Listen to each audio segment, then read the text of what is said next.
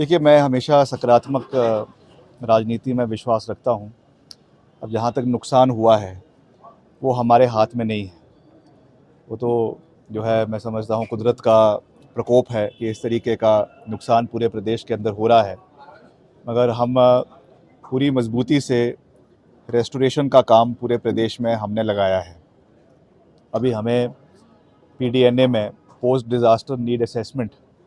के तहत 1500 करोड़ रुपए का सहयोग मेरे विभाग को मिला है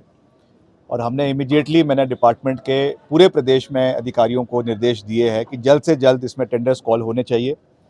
और ख़ास रूप से जो छोटी सड़कें हैं, जहाँ पे कोई डंगे लगने हैं, कलवर्ट्स लगनी हैं और जहाँ पे कोई रोड्स बंद हो गई हैं हैवी ट्रैफिक के लिए, उनको इमीडिएटली खोला जाए, ये हमारी प्राथमिकता है। निश्चित तौर से प्रदेश में एनएच का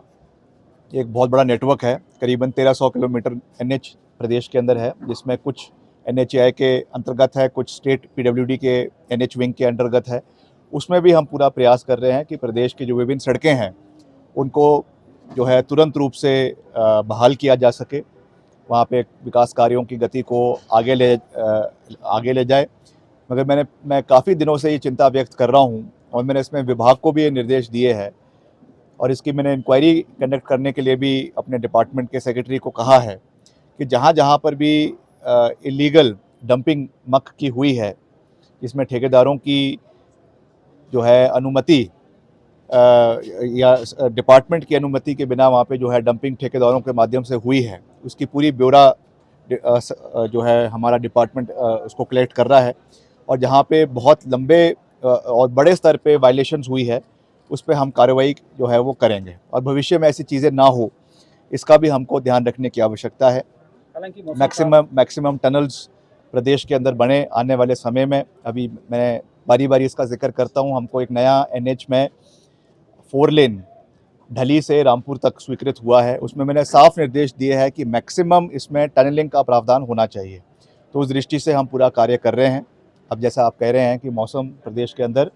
पिछले कुछ दिनों से ठीक हुआ है, मानसून रिसीड कर रहे हैं, तो मैं कुछ ही दिन के अंदर एक रिव्यू मीटिंग भी करूंगा और उसके बाद पूरे प्रदेश के अलग अलग क्षेत्रों का हम दौरा भी करेंगे और जहां पर भी जो कोई मेटलिंग टायरिंग होनी है, कई जगहों पे सड़कों की सोलिंग होनी है, कई जगहों पे नई सड़कों के निर्माण होने हैं, उसके लिए जो भी नई टेक्निक और नई टेक्नोलॉजी के हिसाब से उसमें कार्य किया जा सकता है, उसको हम प्रदेश के अंदर करने का पूरा प्रयास करेंगे। अभी भी कुछ सड़कें बंद हैं कि लगभग सभी खुल गई हैं? लगभग मुझे लगता है अब सारी खुल गई है। कुछ ऐसे रिमोट एरियाज़ हो सकते हैं जहाँ पे अभी भी बंद है। मैं आज सुबह कुछ डिपार्टमेंट के मुझे अधिकारी मिलने आए थे, तो चौपाल क्षेत्र जो हमारा